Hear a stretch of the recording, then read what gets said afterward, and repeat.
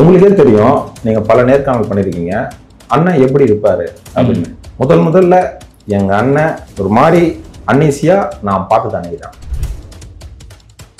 இப்படிதான் உட்காரணும், இப்படிதான் நிக்கணும், இப்படிதான் பேசணும், இப்படிதான் வாழணும்னு சொல்லி கொடுத்தேன் எங்க அண்ணன்.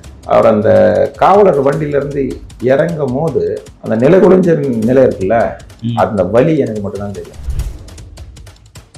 ராயப்பேட்டை மருத்துவமனையில் அண்ணனுக்கு பிபி சூட்டாப்பாச்சுன்னு சொன்னாங்கல்ல, அந்த நேரத்துக்கு ஒரு மாத்திரை கொடுத்துருக்காங்க. அந்த மாத்திரையை போட்ட பிறகுதான் அண்ணனுக்கு ஒரு மாதிரி ஸ்வெட்டிங்கோ கில்ட்டினஸோ வந்துருக்குது. நம்மளுக்கு தெரியும்ல என்னென்ன அப்படின்னு கொஞ்சம் லைட்டாக விசாரிச்சா தமிழக காவல்துறைக்கு உளவுத்துறைக்கு ஒரு இன்ஃபர்மேஷன் கொடுத்துருக்கு. படையல் தலைவர் ஏர்போர்ட் மூர்த்தியை ரிமாண்ட் செய்ய எக்மூர் நீதிமன்றம் வரும்போது ஏதோ சம்பவத்தை பண்ணோம், சம்பவக்காரர்கள் அசம்பிள் வராங்க. திரும்ப சொல்றேன், புழல் சிறையிலேயே அண்ணன் ஏர்போர்ட் மூர்த்தி அவர்களை கொலை செய்து விட வேண்டும் என்று திட்டம் தீட்டுகிறார்கள் என்பதை நான் வெளிப்படையாகவும் உண்மையாகவும் சொல்றேன். ஏற்கனவே ஆம்ஸ்டாங் முடிச்சாச்சு, ஜெகன்மூர்த்தியை ஒரு பொய் வழக்கில் போட்டு அசிங்கம் பண்ணியாச்சு. அடுத்து இருக்குது ஒரே டிக்கெட் ஏர்போர்ட் மூர்த்தி.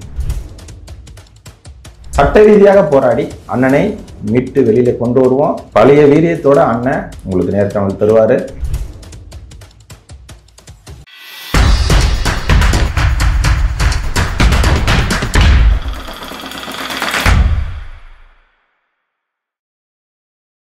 வல்லூம் நேயர்களுக்கு வணக்கம். அரசியல் பேசு நிகழ்ச்சிக்கு உங்களை வரவேற்பதில் மகிழ்ச்சி. இன்று நம்மோடு இணைந்திருக்கிறார் அண்ணன் திரு ஏர்போர்ட் மூர்த்தி அவருடைய தம்பி அர்ஜுன் பாஸ்கர் அவர்கள். அண்ணா வணக்கம். வணக்கம். நல்லா இருக்கீங்களா அண்ணா? நல்லா.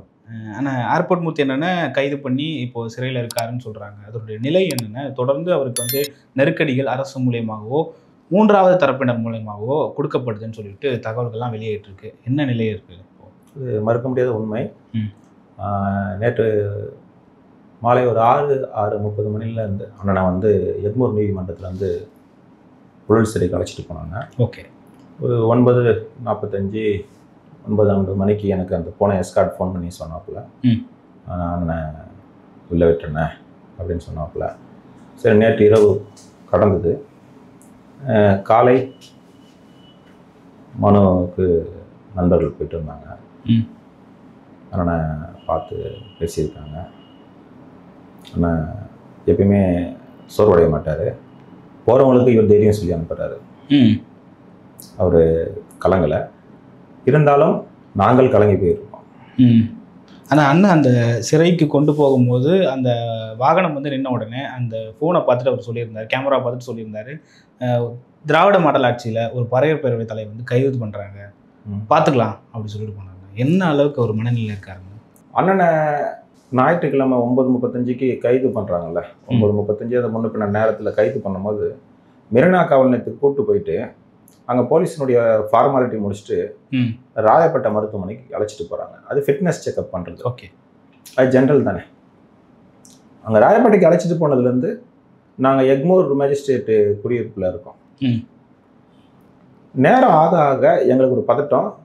அப்போ நாங்களே ஒரு மணி நேரம் கடந்து போயிடுச்சு, என்ன நிலைன்னு பார்க்குறதுக்கு D5 மெரினா காவல் நிலையம் ஆய்வாளருக்கு ஃபோன் பண்ணுறேன்.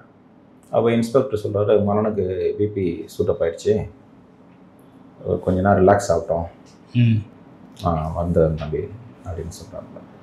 சொல்லி திரும்ப கொஞ்சம் காலதாமதம். ஓகே, நான் அவருக்கு ஃபோன் பண்ணலான்னு எடுக்கும்போது எனக்கு அவர் கால் பண்ணுறாரு, பாஸ்கர் நீங்களும் உங்கள் அண்ணியும் ஸ்டான்லி மருத்துவமனைக்கு வந்துடுங்க. ஓகே அப்படின்னு சொல்கிறாப்புல. என்ன இது ராயப்பேட்டை கூப்பிட்டு போகிறாங்க, அதுக்கப்புறம் ஸ்டான்லின்றாங்களே, சரி ஓகே நம்ம எதுவும் இது பண்ணிக்கணும்னு சொல்லிட்டு ஸ்டான்லி மருத்துவமனைக்கு போகிறோம். ஸ்டான்லி மருத்துவமனைக்கு நாங்கள் முன்கூட்டியே போயிட்டோம். நாங்கள் போய் ஒரு 10-15 நிமிஷம் கழிச்சு தான் அந்த காவலர்களுடைய வாகனத்தில் அண்ணா வராரு. உங்களுக்கே தெரியும், நீங்கள் பல நேர்காணல் பண்ணியிருக்கீங்க, அண்ணன் எப்படி இருப்பார் அப்படின்னு. முதல்ல எங்கள் அண்ணன் ஒரு மாதிரி அன்னீசியா நான் பார்த்து தானேதான். இப்படிதான் உட்காரணும், இப்படிதான் நிக்கணும், இப்படிதான் பேசணும், இப்படிதான் வாழணும்னு சொல்லி கொடுத்தேன் எங்க அண்ணன். அவர் அந்த காவலர் வண்டியில இருந்து இறங்கும் போது அந்த நிலை குலைஞ்ச நிலை இருக்குல்ல, அந்த வலி எனக்கு மட்டும்தான் தெரியும். அது மற்றவங்களுக்கு அதை உணர முடியாது. ஓகே. அந்த நேரத்தில் அங்கே மீடியாலாம் இருக்குது, அதெல்லாம் லைவாக டெலிகாஸ்ட் ஆகுது, பார்க்குறாங்க, ரெக்கார்ட் பண்ணுறாங்க. உள்ளே போகிறோம். ஹாஸ்பிட்டலில் ஓபியில் அந்த மருத்துவர்கள் வராங்க, ஓடி இப்படி செக் பண்ணுறாங்க, செக் இந்த டெஸ்ட் அதெல்லாம் பண்ணுறாங்க. உடனே இவருடைய நிலையை பார்த்துட்டு மருத்துவர்கள் சீனியர் மருத்துவர்களுக்கு சொல்கிறாங்க. அப்போ அந்த டைமில் இருக்கிற மருத்துவர்கள் இருப்பாங்களே, அவங்க சீனியரை கூப்பிட்றாங்க. உடனே சைடில் ஒரு வார்டு கூப்பிட்டு போகிறாங்க. அந்த வார்டு கூப்பிட்டு போனோன்னா இவருக்கு என்னென்ன இருக்குது, உடனே இமீடியட்டாக பிளட் டெஸ்ட் பண்ணுறாங்க, சுகர் லெவல் பார்க்குறாங்க, அவருடைய ஃபிட்னஸை பார்க்குறாங்க. அவரோட அதிகாரி, போலீஸ் அதிகாரி அந்த மருத்துவத்தை கேட்குறாரு. உடனே அவர் என்ன பண்ணுறாரு, அவருக்கு மேலே இருக்க மருத்துவரை அழைக்கிறாரு. அவர் வராரு, அண்ணன்கிட்ட பேசுகிறாரு. அண்ணனால் சரியாக பேச முடியல. நீங்கள் யாருங்கிற அவர் தம்பி அப்படின்னு சொல்கிறார். சில விஷயங்கள்லாம் மருத்துவ ரீதியான விஷயங்கள்லாம் கேட்குறாரு. உடனே டட்டுன்னு எழுதிட்டு அவர் அந்த சில ரிப்போர்ட்ஸ் எல்லாம் உடனே இசிஜி எடுக்கிறாங்க. எல்லாத்தையும் பார்த்த உடனே அவர் என்ன சொல்கிறாரு, ஸ்டான்லி மருத்துவமனையில் இருக்க ஒரு டீன், அதாவது எமர்ஜென்சி வார்டில் அன்னைக்கு ஞாயிற்றுக்கிழமை நைட்டு இருந்த டீன் என்ன சொல்கிறாருன்னா, இந்த மூர்த்தி அலைஸ் ஏர்போர்ட் மூர்த்தி இந்த பேஷண்ட்டு 3 நாள் என்னுடைய அப்சர்வேஷனில் இருக்கணும். ஓகே. அப்போது நான் டாக்டர் கிடையாது, நான் மருத்துவம் முடியல. அப்போ அந்த டாக்டருக்கு ஏதோ உணர்ந்துருக்காரு. அவருடைய ரிப்போர்ட்ஸோ மெடிக்கல் ஏதோ சொல்லியிருக்கு அவருக்கு. அவர் உணர்ந்து அதை 3 நாள் அப்சர்வேஷனில் இருக்குன்றாரு. உடனே அண்ணனுக்கு இன்சுலின் கொடுக்குறாரு. இதுக்கு இடையில் ஒரு விஷயம் என்னென்னா, ராயப்பேட்டை மருத்துவமனையில் அண்ணனுக்கு பிபி சூட் அப் ஆச்சுன்னு சொன்னாங்கல்ல, அந்த நேரத்துக்கு ஒரு மாத்திரை கொடுத்துருக்காங்க. அந்த மாத்திரையை போட்ட பிறகு தான் அண்ணனுக்கு ஒரு மாதிரி ஸ்வெட்டிங்கோ கெட்டினஸோ வந்திருக்குது. இதை அண்ணன் என்கிட்ட இந்த தகவலை பரிமாறுறாரு. காவலர்கள் இதில் தான் நிற்கிறாங்க. நான் இதை இந்த ஸ்டான்லி மருத்துவமனையுடைய டீனுக்கிட்ட இதை எக்ஸ்பிளைன் பண்ணுறேன், இது போல் இன்சிடென்ட் நடந்திருக்குன்னு. உடனே அவங்க 2 மாத்திரை கொடுக்க வராங்க. அப்போ நான் அதை அக்செப்ட் பண்ணிக்கல. சார், எனக்கு சந்தேகம் இருக்குது, இது வேறு மாதிரி தோணுது.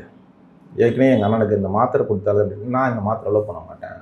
இல்லை சார், நான் நம்புங்க அப்படின்னு. இல்லை சார், நான் அவரை இன்ஜெக்ட் பண்ணிக்கிறேன். ஓகே, நான் மருத்துவர் கிடையாது, திரும்ப நான் சொல்கிறேன். அவர் இன்ஜெக்ஷன் போடுறாங்க. ஏன் இதை நான் விலாவரியாக சொல்கிறேன்னா, இன்ஜெக்ஷன் போட்டோடனே அது இன்சுலின் போடுறாங்க, சுகர் லெவல் நார்மல் பண்ணுறதுக்கு. ஆனால் ஒரு டீப் ஸ்லீப்பு போகிறாரு. காவலர்கள் முகத்தில் ஒரு தொய்வடைஞ்ச ஒரு நிலை தெரியுது. அவங்க எதிர்பார்த்தது எதுவும் நடக்கலை. ஓகே. என்னுடைய பார்வையில் அவங்க என்ன எதிர்பார்த்துருக்காங்கன்னா, இரவோடு இரவாய் நான் ஏர்போர்ட் மூர்த்தியை கைது செஞ்சு இரவோடு இரவாக சிறைப்படுத்தினோம். அந்த திட்டம் செயல்படுத்த முடியல.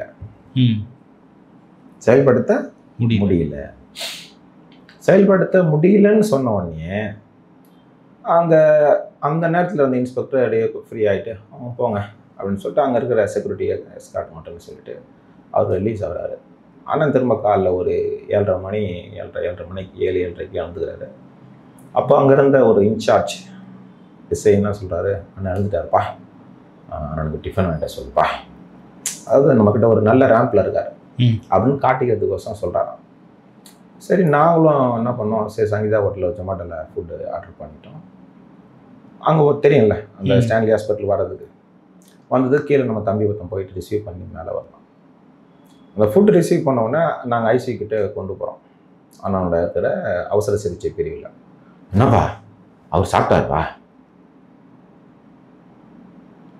நானாக போய் முன் நான் வாங்கிட்டு வரேன்னு சொல்ல, நீங்கள் வாங்கினாரு சொன்னீங்க, நான் வாங்கிட்டு வந்தேன். என்னண்ணா? இல்லை, அவர் பசிக்குதுன்னாரு, எல்லா பேஷண்ட்டுக்கும் கொடுக்குற சாப்பாடு நான் டிஃபன் நான் இட்லியை கொடுத்துட்டேன், சாப்பிட்டாரு, நான் கேளு அப்படின்னாரு.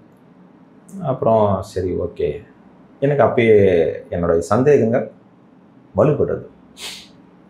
அதுக்கப்புறம் தொடர்ச்சியாக கொஞ்சம் ரெஸ்ட்ரிக்ஷன் பண்ணுறது, யாரும் பார்க்கக்கூடாது, அவருக்கு நிறைய மாதிரி காவல்துறை தன் கட்டுப்பாட்டுக்கு கொண்டு வருது. அந்த யாரையும் பார்க்க வரல.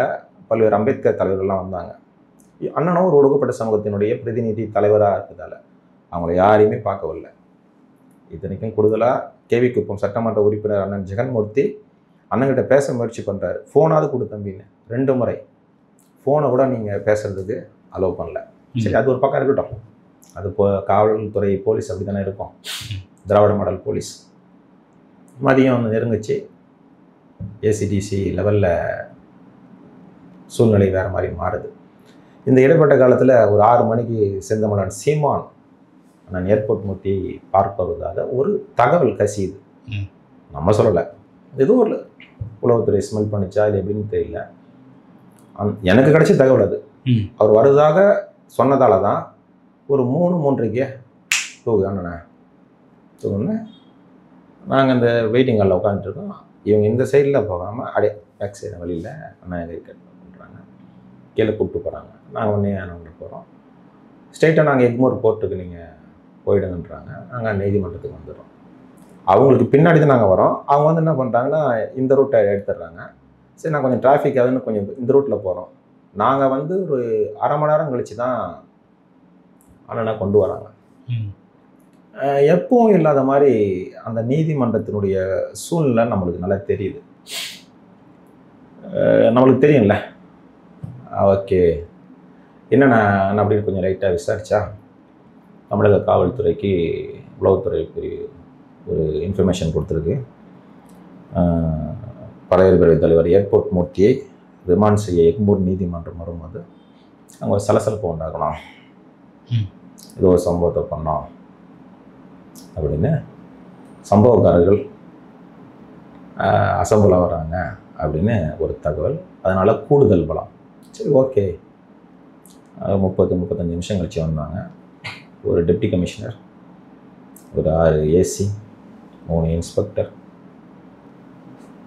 ஒரு 2-3 எஸ்ஐ, ஒரு 150 போலீஸ் வந்து அண்ணனை கூப்பிட்டு வராங்க. எஸ்கார்டில் இருக்காங்க. அண்ணன் வண்டியில் வர்றாரு. உள்ளது கூப்பிட்டு போகிறாங்க. பேக் சைடு வழியில் சேம்பர் நம்பர் 2 கோர்ட் ஆளுக்கு வராங்க. போகிறாங்க. விவாதம் தொடங்குது. அண்ணன் நீதிமன்றத்துக்கு சரண்டர் ஆகி வந்துட்டார், ஒப்படைச்சிட்டாங்க. அண்ணன் என்னைக்கு மருத்துவமனையில் போலீஸ் கைது செய்து மருத்துவமனையில் இருக்குதோ அந்த நிமிஷத்துலேருந்து அண்ணன் செந்தமிழன் சீமான் ஃபோன் பண்ணி இதுக்கு உண்டான சட்ட உதவிகளை எல்லாத்தையும் நாம் தமிழர் முன்னின்று நடத்தோம், நீங்கள் எதுக்கும் கவலைப்படாதீங்க அப்படின்னு நாம் தமிழர் சார்பில் அண்ணன் சீமான் சொன்னதாக நமக்கு சொன்னாங்க. அந்த வழக்கறிஞர்கள் இந்த பக்கம் நம்மளுடைய அண்ணன்கள் விடுதலை சிறுத்தைகளுடைய பெரும்பான்மையான வழக்கறிஞர்கள். ஆர்குமெண்ட்ஸ் ஆரம்பிக்குது. பல்வேறு நீதிமன்ற ஜட்ஜ்மெண்ட்டை காட்டி நம்ம சைடில் பேசுகிறாங்க. எது கேட்டாலும் பிபி நோ, முடியாது முடியாது முடியாது. சரி, அவங்க சைடு இதுன்னு கேட்டாங்க, முடியாது முடியாது முடியாது. இதில் இடைப்பட்டத்தில் ஞாயிற்றுக்கிழமை 11-12 மணி வாக்கில் எனக்கு ஒரு தகவல் வருது. 3 செக்ஷனில் தான் போட்டிருக்காங்க. அந்த 3 செக்ஷனுமே நார்மல் செக்ஷன் தான், பெரிய செக்ஷன்ஸ் கிடையாது. என்கிட்ட அதுக்கு என்னென்ன ஆதாரங்கள் இருக்குது. ஆனால் நேற்று எஃப்ஐஆர் ஆல்டர் செய்யப்படுகிறது. நான் நீதிமன்றத்துக்கு உள்ளே இருக்கேன். தந்தி டிவியில் ஒரு கிளிப்பிங் வருது.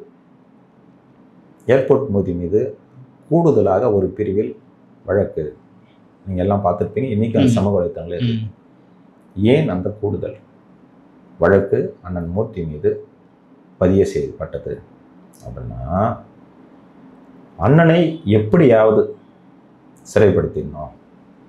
இந்த முடிவில் ஆளுகின்ற அரசும் அந்த அரசை நிர்பந்திக்கிற இடத்துல விசிக்காவும் குறைந்தபட்சம் 15 நாள் ஏர்போர்ட் மூர்த்தி என்கின்ற நபரை சிறைப்படுத்தணும்.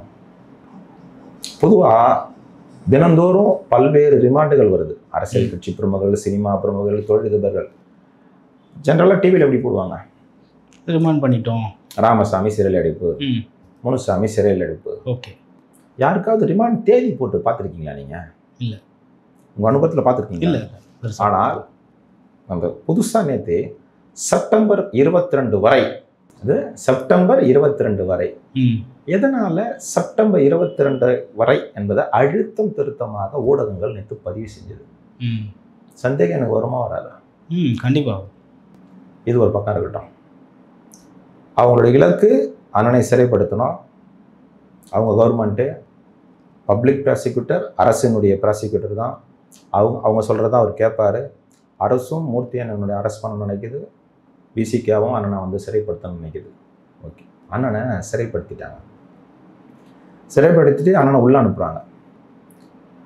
ஏற்கனவே நான் ராயப்பட்ட மருத்துவமனையில் ஒரு மாத்திரை அவர் தவறுதலாக கொடுத்தாங்களா இல்லை அவர் உடம்புக்கு ஏற்றுக்கலையா என்பது எனக்கு தெரியல. ஆனால் அந்த மாத்திரை உட்கொண்ட பிறகுதான் அவருக்கு பிபி சுட்டப் ஆயிருக்கு. ராயப்பட்ட மருத்துவமனையில் நான் இல்லை, காவலர்கள் தான் இருந்தாங்க. அவங்க தான் சொன்னாங்க என்கிட்ட. எனக்கு எழுகின்ற கூடுதல் சந்தேகம் என்னன்னா, ராயப்பட்ட மருத்துவமனையில் காவலர்கள் முன்னாடி ஒரு மாத்திரை கொடுத்தாங்க அண்ணனுக்கு, அப்போ புழல் சிறையில் வேற என்ன பண்ண மாட்டாங்க? நான் என்ன சொல்ல வரேன்னு புரியுதா? புரியுது. ஒரு பெரிய சந்தேகம் அதில் இருக்கு, கண்டிப்பாக இருக்கு. ஏற்கனவே கடந்த காலங்களில் தமிழக வாழ்வுரிமை கட்சியினுடைய தலைவர் அண்ணன் வேல்முருகன் அவர்கள் சிறைப்படுத்திருக்கும் போது அவர் வெளியில் வந்து ஒரு செய்தியாளர் சந்திப்பை சொன்னார். சிறை உணவுல எனக்கு சந்தேகம் வந்தது, எனக்கு ஏதோ கலந்து கொடுத்துருக்காங்க. பல தலைவர்கள் அதை சொல்லியிருக்காங்க. அதே போல் அண்ணன் திருமுருகன் காந்தியும் இந்த விஷயத்தை பதிவு செஞ்சிருக்காரு. இவங்க 2 பேரும் அந்த அரசாங்கத்துக்கு எதிராக பல்வேறு போராட்டங்கள் நடத்தியவர்கள், ஜனநாயகப்படி. அதே நிலையில அண்ணன் ஏர்போர்ட் மூர்த்தி அவர்கள் தற்போது நடக்கின்ற இந்த அரசாங்கத்துக்கு எதிராக, இந்த அரசுக்கு எதிராக பல்வேறு கேள்விகளை கேட்கிறார் துணிச்சலாக. இதன் மூலம் நான் தெரிவிப்பது என்னன்னா, அண்ணன் ஏர்போர்ட் மூர்த்தியை புழல் சிறையில் உணவில் விஷம் கலந்து கொலை செய்ய சதி நடந்திருக்குமோ நடந்திடுமோ என்ற ஐயம், சந்தேகம் எனக்குள்ள பெரிய கேள்வியாக நிற்குது. சார், ஆனால் வந்து ஒரு பறையர் பேருடைய தலைவரை அந்த மாதிரி பண்ண முடியுமா சார்? இங்கே வந்து பறையர் கெரியர்லாம் கிடையாது சார். உன்னை எதிர்த்து எவன் கேள்வி கேட்டாலும் இருக்கக்கூடாது. இங்கே அதெல்லாம் கிடையாது சார். நான் சுயசாதி பட்டோடு நான் இருக்கேன் சார். ஆனால் மற்றவங்க அதை இருப்பாங்களான்னு எனக்கு தெரியல சார். அந்த அரசு அப்படி பார்க்கல இல்லைங்களே. ஓகே, நீங்கள் இந்த பறையர் பேரவை இயக்கத்தினுடைய தலைவர் இவர் இப்படி கைது பண்ணுறோமே.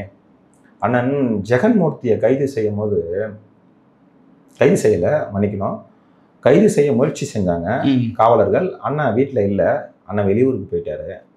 மறுநாள் ஒரு மிகப்பெரிய செய்தித்தாளில் கேவி குப்பம் சட்டமன்ற உறுப்பினர் ஜெகன்மூர்த்தி பர்தா அணிந்து தப்பி ஓட்டம். என்கிட்ட அந்த செய்தி ஒன்று இருக்குது, அச்சு ஊடகத்தில் வந்தது. அவர் ஒடுக்கப்பட்ட சமூகத்தினுடைய தலைவர் மட்டும் கிடையாது, ஒரு சட்டமன்ற உறுப்பினர். அங்கே அவரும் பறையர் தானே. இவங்க அதெல்லாம் பார்க்க மாட்டாங்க சார். இவங்களுடைய இலக்கு இவர்களை சார்ந்தவர்கள் என்ன சொல்கிறாங்களோ, இவங்க என்ன, இவர்களும் இவர்களை சார்ந்தவர்கள் என்ன நினைக்கிறாங்களோ அதை நடைமுறைப்படுத்த நினைக்கிறாங்க. இயற்கை எல்லாத்தையும் பார்த்துட்ருக்கு. இயற்கை எல்லாத்தையும் பார்த்துட்ருக்கு. நீ என்ன விதைக்கிறியோ அதை தான் திரும்ப நீ அறுவடை பண்ணுற. ஓகே, இதில் வந்து சம்மந்தப்பட்ட விசிகாவினுடைய நபர்கள், விசிகாவினுடைய பொறுப்பாளர்களும் அண்ணன் திரு ஏர்போர்ட் மூர்த்தி அவர்களும் 2 பேர் தரப்புலையுமே வழக்கு பதியப்பட்டது. ஆனால் அண்ணனை மட்டும் கைது பண்ணுறதுக்கான காரணம் என்ன? அதுதான் திரும்ப நான் சொல்கிறேன்ல, அந்த நிகழ்வினுடைய துவக்கம் எங்கே நடக்குது? கண்டிப்பாக விசிகாவினுடைய பொறுப்பாளர்கள் தான் முதல்ல பேசுனது, தாக்குனது எல்லாமே அவங்க தான். அவங்க என்ன சொல்கிறாங்க, எங்கள் வீடு இங்கே இருக்குது, அவர் வீடு அடையாறில் இருக்குது, திட்டமிட்டு அவரே வந்து எங்களை சண்டை இழுத்தாரு அப்படின்னு சொல்கிறாங்க. முதல் கிரைம் நம்பர் யாருது? கிரைம் நம்பர் யாருது? 326 கிரைம் நம்பர் யாருடையது? யாருடைய புகாருக்கு வந்த கிரைம் நம்பர் அது? ஓகே. 327 யாருடைய கிரைம் நம்பர்? யாருடைய புகாருக்கு வந்த கிரைம் நம்பர்? சம்பவம் நடந்த உடனே அந்த டிஜிபி வளாகத்துக்குள்ளே அண்ணனை அழைச்சிட்டு போகிறாங்க. அண்ணன் வழக்கு கொடுக்கல, இருந்தாலும் அவங்க காவல்துறை எங்களுடைய கடமை, அது கைகட்டி வேடிக்கை பார்த்த காவல்துறை சொல்லுது எங்களுடைய கடமை, டிஜிபி அலுவலகத்துக்கு வாசலில் அந்த சம்பவம் வந்திருக்குது, அதனால் ஒரு கம்ப்ளைண்ட் கொடுத்து அண்ணன் வந்து அந்த இடத்துல பெருந்தன்மையாக வந்து என் சமூகத்து மக்களையும் நான் எப்படி கைது பண்ணுறதுன்னு விட்டுட்டு போனார். அப்போ இருந்தாலும் அவங்க வந்து கம்பல் பண்ணி ஒரு கம்ப்ளைண்ட் வாங்குறாங்க, ஃபார்மல் கம்ப்ளைண்ட் அப்படின்றாங்க. நான் ஏன் இந்த விஷயத்தை திரும்ப நான் சொல்கிறேன்னா, கம்ப்ளைண்ட் வாங்குறாங்க, கம்ப்ளைண்ட் வாங்கின உடனே ஒரு ஃபார்மல் செக்அப் பண்ணுவாங்க. ஃபார்மல் செக்அப் பண்ணும்போது நான் அதை செக் பண்ண முடியுமா? அது இன்வெஸ்டிகேஷன் ஆஃபீஸர் செக் பண்ணணும். உடனே என்ன பண்ணுறாங்கன்னா, செக் பண்ணி அண்ணன் கையிலேருந்து ஒரே ஒரு சீப்பு இருக்குது அப்படின்னு எடுக்கிறாங்க. அண்ணன் கூட நகைச்சுவை சொல்லுவார், அது 110 ரூபா சீப்பு அப்படின்னு. அண்ணன்கிட்ட சீப்பு எடுத்துட்டாங்க, அனுப்பிச்சிடுங்க சார், நீங்கள் போகலாம் சார் அனுப்பிச்சிடுறாங்க. அந்த காலையில் ஒரு 10-11 மணி நடந்தது. 12 மணிக்கெலாம் ஏர்போர்ட் மூர்த்தி தாக்கப்பட்டார், அப்படிப்பட்டார் அப்படின்னு எல்லா ஊடகங்களையும் இருக்குது. ம். யார் தாக்கப்பட்ட? ஏர்போர்ட் மூர்த்தி. ஆனால் 1 மணிக்கு மேலே ஊடகங்கள் என்ன சொல்லுது, ஏர்போர்ட் மூர்த்தி தான் தாக்கிட்டாரு. ம். அவங்க எதுவுமே பார்க்கல. என்ன இது முரண் பாருங்களேன். ம். அப்படியே மாறிடுச்சு. ஏன் இந்த மாற்றத்துக்கான காரணம் என்ன? ம். எங்கேருந்து ஏதாவது அழுத்தமா? இதை கேட்டால் கத்தி எடுத்து வெட்டிட்டாரு, தப்பு தான் அது அப்படின்னு சொல்லப்பட்டது. முதலில் ஏர்போர்ட் மூர்த்தி தாக்கப்பட்டார். 3 நிமிடம் 3 செகண்ட் ஒரு பிரபல தொலைக்காட்சியில் காலையில் ம். நான் இன்னும் வச்சிருக்கேன். அதான் ஏர்போர்ட் மூர்த்தி தாக்கப்பட்டார், விசிகாவினர் செருப்பால் அடித்து தாக்கப்பட்டார் வந்துதா? ம். அப்போ விசிகாவினர் ஏர்போர்ட் மூர்த்தி ஓட விட்டார்னு வரல.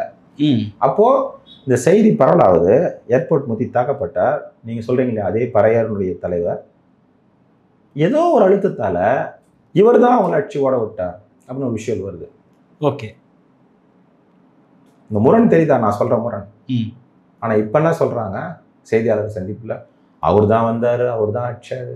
அப்போ காலையில இந்த இன்ஃபர்மேஷனை, இந்த தகவலை நான் கொடுக்க முடியுமா? முடியாது. பத்திரிகை நிறுவனங்களுக்குலாம் நான் கொடுக்க முடியுமா? ம். நான் சொல்றது எல்லாத்தையும் போட்டுருவாங்களா? போட மாட்டாங்க. அப்போ யாரோ இதை முடிவு செய்யற இடத்துல இருக்காங்க. ம். அந்த முடிவு செஞ்சவங்க தான் இதே முடிவு செய்யறாங்க. ஓகே. அண்ணனை அந்த முடிவு செஞ்சவங்க தான் அண்ணனை சிறைக்கு அனுப்பணும் முடிவு செய்யறாங்க. அண்ணா, அந்த 15 நாள் சிறைக்கு அண்ணனை அனுப்பி என்ன சொல்ல விரும்புறாங்க அண்ணா? 15 நாள் சிறைக்கு அனுப்பி இனி இந்த ஆளுகண்ட அரசாங்கத்தையும் விடுதலை சிறுத்தைகளையும் யாராவது கேள்வி கேட்டிங்கன்னா உங்களுக்கு இதான் நிலைமை அப்படின்னு சொல்ல வராங்க. ஓகே. நீங்கள் என்ன மாதிரியான முயற்சிகளை இப்போ வரைக்கும் எடுத்துகிட்டு வரீங்க? நாங்கள் வெளியே எடுக்க நாங்கள் அம்பேத்கரின் பிள்ளைகள். ம். நாங்கள் சட்டத்தை மதித்து சட்டப்படி அண்ணனை வெளியெடுப்பதற்கான எல்லா வேலையும் செய்கிறோம். ஓகே. நான் முதல்ல சொன்ன மாதிரி தான் திரும்ப திரும்ப சொல்கிறேன். புழல் சிறையிலேயே அண்ணன் ஏர்போர்ட் மூர்த்தி அவர்களை கொலை செய்து விட வேண்டும் என்று திட்டம் தீட்டுகிறார்கள் என்பதை நான் வெளிப்படையாகவும் உண்மையாகவும் சொல்கிறேன். ஓகே. ஆனால் கைது செய்யப்பட்டதும் சரி, தாக்கப்பட்டதும் சரி, எதிர்க்கட்சி தலைவர் எடப்பாடி பழனிசாமியிலிருந்து சீமான், அதுக்கப்புறமா பாமகவினுடைய தலைவர் அன்புமணி, தொடர்ந்து எல்லா தலைவர்களுமே வந்து இதை கண்டித்து பேசியிருக்காங்க. இது எப்படி பார்க்குறீங்க? இல்லை, இது வரவேற்கிற விஷயம். இப்போது நீங்கள் கேட்டிங்களே அண்ணன் ஏர்போர்ட் மூர்த்தி 15 நாள் கைது செய்ய வேண்டிய கட்டாயம் என்னன்னு கேட்டிங்களே, அந்த கட்டாயமே இதுதான். ஓகே. சனிக்கிழமை சம்பவம் நடக்குது. சனிக்கிழமை நைட்டு அண்ணன் சென்னையில் தான் இருக்கார். ஏன் ஞாயிற்றுக்கிழமை இரவு ஒரு சந்திரகிரகம் நல்ல அந்த நாளில் வந்து கைது செய்யணும்னு எதனா ஜாதகம் ஜோசியம் எதனா பார்த்தாங்களான்னு தெரியல. இதுதான் நான் சொன்னேன்ல, ஒரு தரப்பினர் அழுத்தம், ஓகே, ஒரு தரப்பினர் எதிர்பார்ப்பு. அப்போ இந்த அழுத்தமும் எதிர்பார்ப்பும் எதனால வருது? ஏர்போர்ட் மூர்த்தின்னு அது ஒத்த மனுஷன் நினைச்சோம். ஓகே. ஆனால் ஏர்போர்ட் மூர்த்தினுக்கு பின்னாடி இத்தனை பேர் நிற்கிறாங்க. இல்லை, இந்த இடத்துல நீங்கள் சொல்லக்கூடிய ஆட்கள் வந்து அந்த ஒரு விஷயத்தை செய்யறதுக்கு யோசிப்பாங்கல்ல. ஏன்னா எதிர்க்கட்சி தலைவர்லேருந்து இன்னைக்கு சீமான் வரைக்கும் எதிர்க்கிறாங்க அப்படின்றப்போ, அவருக்கு ஆதரவாக இருக்காங்க அப்படின்றப்போ அதை யோசிப்பாங்கல்ல. இல்லை, அது நீங்கள் உங்களுடைய பார்வை எப்படி? நான் என்ன நினைக்கிறேன்னா, உனக்கு இத்தனை பேர் வராங்களா, நாளைக்கு இன்னொருத்தனுக்கு இத்தனை பேர் நிற்கக்கூடாது, அந்த அச்சத்தை உண்டாகணும். பொது சமூகத்தில் அந்த அச்சத்தை உண்டாகணும். ஆட்சியாளர்களையும் சரி அவங்க தோழமைகளையும் சரி யாரும் கேள்வி கேட்கக்கூடாது. கேள்வி கேட்டால் சனிக்கிழமை சம்பவம் நடக்கும். அவர் சென்னையில் தான் இருந்தார், ஆனால் நல்ல நாள் பார்த்து ஞாயிற்றுக்கிழமை கைது செய்யணும். சரி, ஓகே, நான் கேட்குறேன், சனிக்கிழமை இன்சிடென்ட் நடக்குதுன்னு சொல்கிறீங்க, ஒரு உங்கள் பார்வையிலே வருகிறேன் நான், ஏன் ஞாயிற்றுக்கிழமை கைது செஞ்சீங்க? இந்த கேள்விக்கு பதில் என்ன? அந்த சனிக்கிழமை இது நடந்த உடனே ஞாயிற்றுக்கிழமை காலையில் தானே இந்த அறிக்கைகள், சனிக்கிழமை பல்வேறு தலைவர்கள் சொல்லிட்டாங்க, ஞாயிற்றுக்கிழமை காலையில் பல்வேறு நெருங்கிட்டாங்க எல்லாம். ஞாயிற்றுக்கிழமை மாலை எடப்பாடி பழனிசாமி, மாண்புமிகு எதிர்க்கட்சியினுடைய தலைவர் அண்ணன் எடப்பாடி பழனிசாமி அவர்கள் சுற்றுப்பயணத்தில் சொன்னார், அழுத்தம் திருத்தமாக சொன்னார். அதுக்கு பிறகுதான் கைது நடக்குது. இப்போ நான் சொல்றது புரியுதா? இவங்க சொல்லிட்டாங்கன்னு இவங்க கேஸ் போடாமல் விட்டுட்டாங்க, ரிமாண்ட் பண்ணாமல் விட்டுட்டாங்கன்னா அப்போ இவங்க சைடு சாதகமாக நின்றும்ல. அப்போ எல்லாருக்கும் இவங்க குரல் கொடுப்பாங்க, அரசு பணிஞ்சிருந்தோமா, தவறே பண்ணலை, தாக்குதலுக்கு உண்டான ஏர்போர்ட் மூர்த்தி சிறைக்கு போகிறாருன்னா இவங்களுக்கு பின்னாடி எத்தனை பேர் நிற்கிறாங்களே, இவங்கெல்லாம் ஒரு கொடையின் கீழே வந்துடுவாங்களோ, கேள்வி கேட்டுருவாங்களோ, அச்சம் இருக்க தானே செய்யும். அது நியாயமான ஆட்சி தானே. ஓகே. அதே போல் அண்ணன் திரு ஏர்போர்ட் மூர்த்தி அவர்கள் இந்த சம்பவம் நடந்த பிறகு தமிழ்நாடு முழுக்க அறியப்படும் ஒரு தலைவராக மாறிட்டாரான்ற ஒரு கேள்வியும் இருக்குது. நான் அதை மிகைப்படுத்தி சொல்கிறோன்னு கூட நினைக்கலாம். இன்று நேரத்தில் அவர் 20 வருஷத்துக்கு முன்னாடி அண்ணன் ஏர்போர்ட் மூர்த்தின்னு நாங்கள் வந்து 99 98 பறையர் பேரன் ஒரு இடத்துல இருந்தோம். அதுக்கப்புறம் நாங்கள் தனியாக எங்கள் அண்ணன் மூர்த்தி தலைமையில் இயங்க ஆரம்பித்தோம். அப்போத்துலேருந்தே அவர் தமிழ்நாடு முழுக்க இருக்கிற எல்லா முக்கியஸ்தர்களுக்கும் தெரியும். இன்று இந்த சமகாலத்தில் இப்போ வந்து எளிய மக்களுக்கும் தெரிய ஆரம்பிச்சிட்டார். அப்போ நான் சொல்கிறது 20 வருஷத்துக்கு முன்னாடி தமிழ்நாட்டில் இருக்கிற எல்லா முக்கியஸ்தர்களுக்கும் தெரியும்.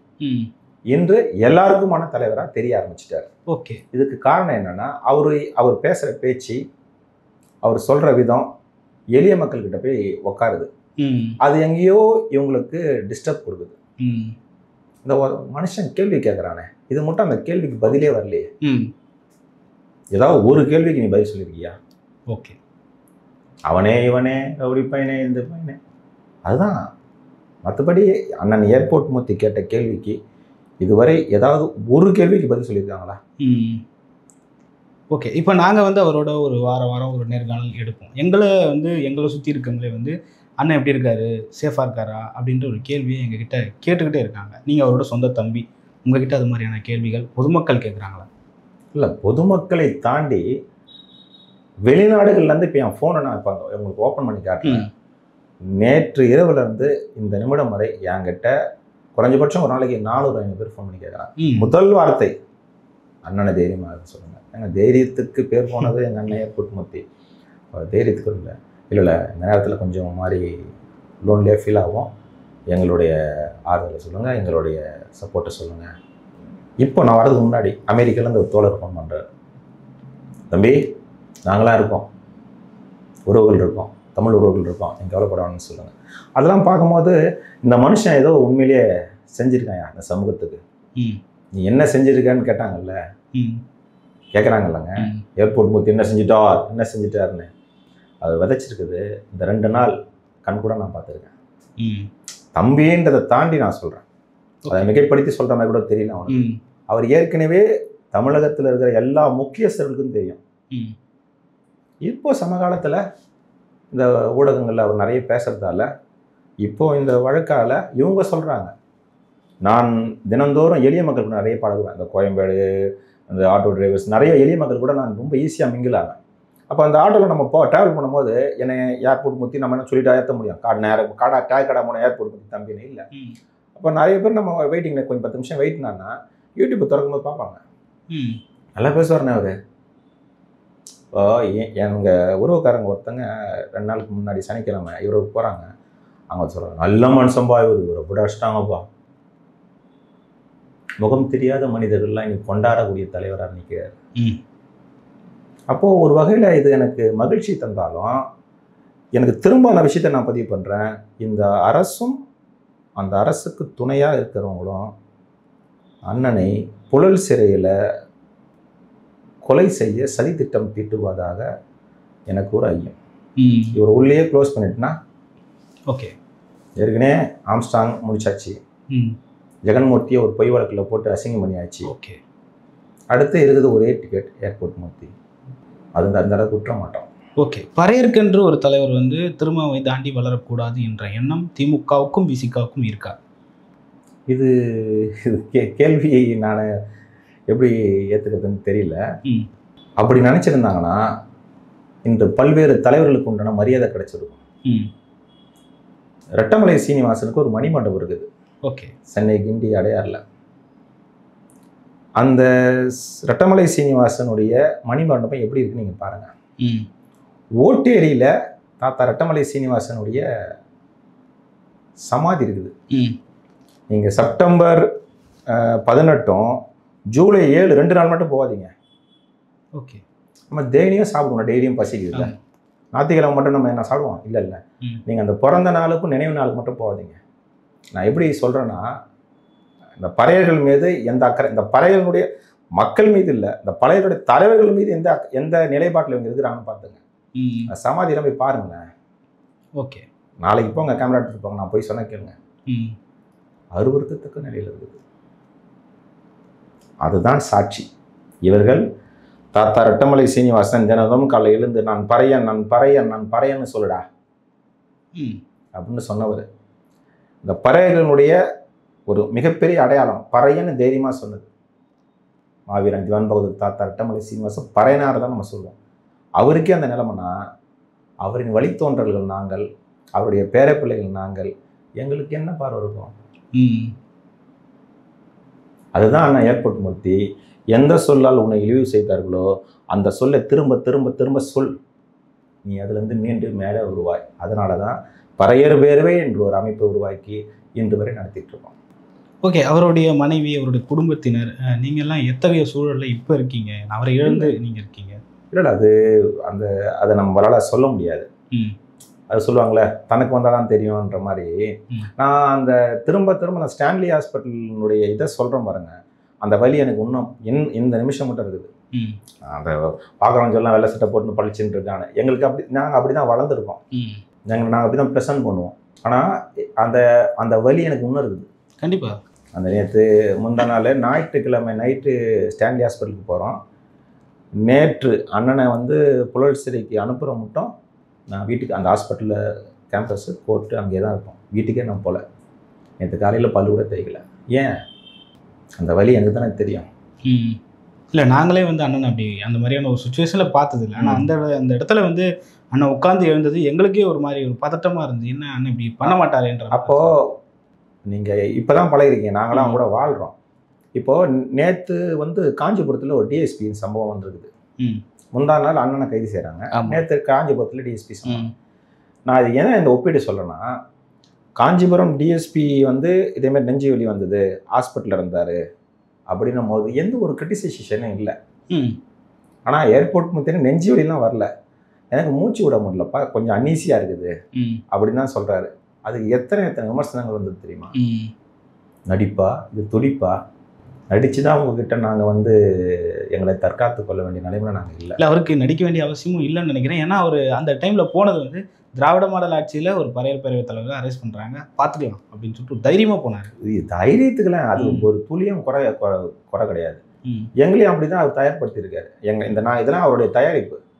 இல்லை, அண்ணன் போகிறப்போ நமக்கே ஒரு இது அண்ணன் போயிட்டு வரட்டும், அண்ணன் தைரியமாக போகிறாரு, நம்ம தைரியமாக இருக்கலாம்னு சொல்லிட்டு எனக்கு அந்த இப்பயும் அந்த சந்தேகம் வராது. இப்போ புழல் சிறையிலேயே அண்ணனை தீர்த்து கட்டிடுவார்களோ, அந்த மாதிரி சூழ்ச்சி பண்ணக்கூடிய இவங்க ஆட்கள் தானே இவங்க அப்படி அந்த சந்தேகம் வர காரணமே அந்த ராயப்பட்டா மாத்திரை, இந்த உணவு, சில விஷயங்கள்லாம் நினைக்கும் போது, கடந்த காலங்களில் ஏற்கனவே இவங்க செஞ்சதெல்லாம் நினைக்கும் போது நடந்துருமோ, விடமாட்டோம், நடந்துருமோன்னு ஒரு அச்சம் எனக்கு இருக்குது. ஓகே, அதை தாண்டி சட்ட ரீதியாக போராடி அண்ணனை மீட்டு வெளியில் கொண்டு வருவோம். பழைய வீரியத்தோட அண்ணன் உங்களுக்கு நேர்காணல் தருவார். கண்டிப்பாக காத்திருங்கள், ஒன்றும் பிரச்சனை கிடையாது. ஓகே, கடைசியாக ஒரு கேள்வி. சீமான் அவர்கள் தொடர்ந்து அவருடைய மேடைகளில் ஏர்போர்ட் முடிச்சுன்னா என்னுடைய அண்ணன் சொல்லிட்டு பேசுவார். அண்ணனும் அதே போல் என்னுடைய அண்ணனு அவங்களுக்குள்ள ஒரு நெருங்கிய நட்பு இருந்தது. இப்போ அவருடைய வழக்கறிஞர் பாசறை தான் அண்ணனுக்காக நேர் நிற்கிறாங்கன்ற செய்திகள் எங்களுக்கு வந்த வண்ணம் உள்ளது. நாம் தமிழர் இந்த விஷயத்தை எப்படி அணுகிறாங்க? நான் அதை சொல்லணும், அது கொஞ்சம் ப்ரீஃபாக சொல்லணும். அண்ணனை சிறை போலீஸு கைது செய்கிறாங்க ஞாயிற்றுக்கிழமை இரவு. அந்த நிமிடம் இருந்து அண்ணனுடைய கூடவே இருக்க அண்ணன் பாக்கிய அண்ணன் சரி, அண்ணன் முத்துப்பாண்டி, களஞ்சி அண்ணன், பல்வேறு அண்ணன்கள் தொடர்ந்து நிமிடம் அண்ணன் மரியாதைக்குரிய அண்ணன் மூத்த பத்திரிகையாளர் ஏகலைவன் அவர்கள்லாம் தொடர்ந்து நேற்று காலையிலேருந்து நேற்று மாலை மட்டும் என்கிட்ட ஒரு 30 ஃபோன் பேசியிருக்காங்க. இவர் கட் பண்ண அது தமிழ் மகிழன், நம்ம ஊடகவியலாளர் அண்ணன் அம்சத்து, என்ன அண்ணனுக்கு என்ன ஆச்சு, அடுத்த அப்டேட் அடுத்து அண்ணன் என்ன அப்போது தானாக முன் அண்ணன் ஏர்போர்ட் மூர்த்திக்கு நாம் தமிழருடைய வழக்கறிஞர் பாசறை முன்னின்று அண்ணனை வெற்றிகரமாக மீட்டு வரும், எதுக்கும் கவலைப்படாதீங்க அப்படின்னு அண்ணன் சீமான் சொன்னதாகவும், அதை இந்த நிமிடம் வரை சிறப்பாக செஞ்சிட்ருக்கு வழக்கறிஞர் பாசறை. அதுக்கு உண்மையிலே நம்ம சொல்ல வார்த்தைகள் இல்லை. எந்த ஒரு எதிர்பார்ப்பும் இல்லாமல் ஓகே இந்த காலையிலேருந்து இந்த நேரம் வர என்கிட்ட அந்த வழக்கறிஞர் ஒரு 5-6 வாட்டி பேசியிருப்பார். பாஸ்கர் இது நடக்குது, அது நடக்குது, இது சொல்லுவோம். உண்மையில் அது பெரிய விஷயம். செந்தமிழன் சீமான் அவர்கள் அடிக்கடி சொல்கிற மாதிரி எங்கள் அண்ணன் ஏர்போர்ட் மூர்த்தி என்பது அவர் வெறும் வார்த்தையில் மட்டும் சொல்ல, அவர் நிகழ்த்தி கேட்டார். அதே போல் அண்ணன் ஏர்போர்ட் மூர்த்தி அவர்களும் அவர் எங்கள் அண்ணன் செந்தமிழன் சீமான் தமிழ் தேசியத்தின் தவப்புதல்வன் சொல்கிறத என்றைக்குமே மாறமாட்டார். இந்த நட்பு நீடிக்கும். நாங்களும் அதுக்கு என்றைக்குமே கரெக்டாக இருப்போம். ஓகே, பல்வேறு கருத்துக்களை பகிர்ந்து கொண்டீங்க. மற்றும் ஒரு காணொளி சந்திப்போம். நன்றி. நன்றி.